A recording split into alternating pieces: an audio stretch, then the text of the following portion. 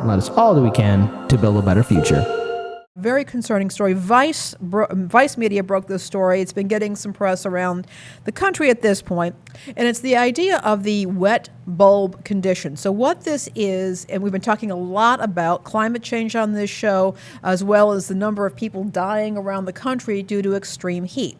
Well, it turns out that there is a climate condition, weather condition called wet bulb, which is where it is hot out, like 95 degrees Fahrenheit or above, and humidity is high. And when this happens, it becomes impossible for the human body to cool itself down. The normal cooling measures that the body will do to try and regulate body temperature no longer work, because if you're trying to sweat, your body's trying to sweat, it can't evaporate, and the heat you're contained in the heat, and your body cannot withstand this.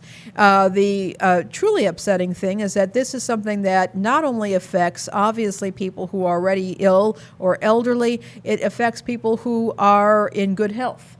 That it doesn't make any difference whether you are used to the heat. It doesn't make any difference whether you are young, strong, and healthy and have no underlying health conditions.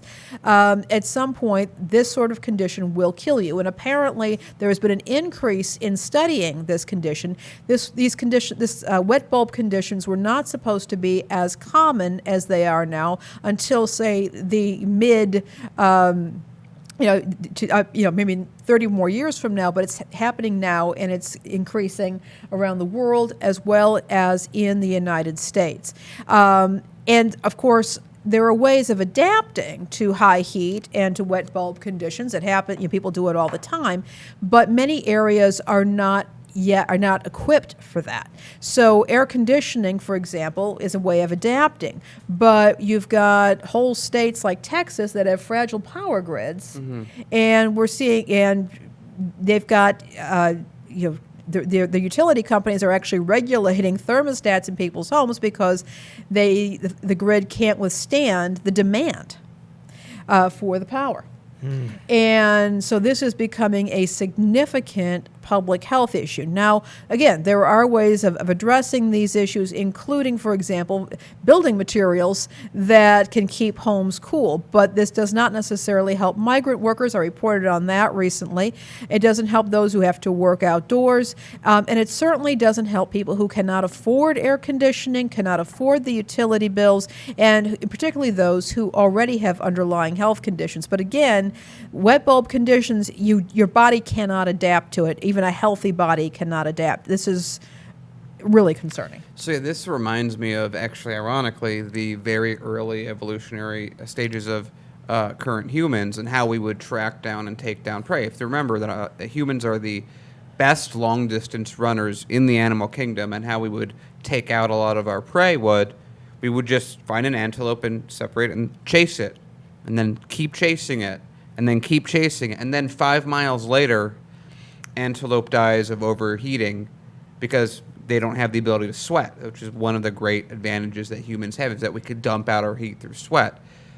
The problem is, if the air is, like you said, this warm, it's not really that useful if you can't cool down, if the thing that we use to cool down doesn't work, and we're not used to this because we're not used to these temperatures.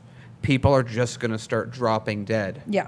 And these are going to be young, healthy people. I think that there's an assumption that people who live in hot, humid conditions are somehow more resilient to these ridiculous temperatures. It simply isn't the case. Those individuals have perhaps learned to adapt, and those who have not learned to adapt or don't have the means to adapt are at risk of dying.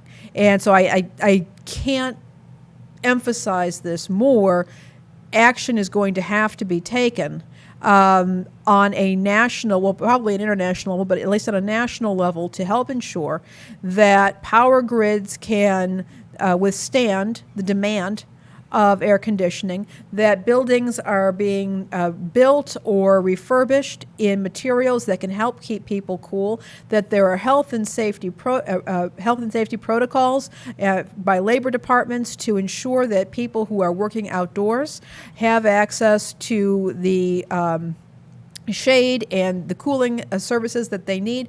But I think eventually we have to realize that much of this country may end up being, or a lot of the country right now, is going to end up being uninhabitable. And we're going to see massive climate migration, particularly to the Great Lakes region. Right here in our Right, backyard. right here in our backyard.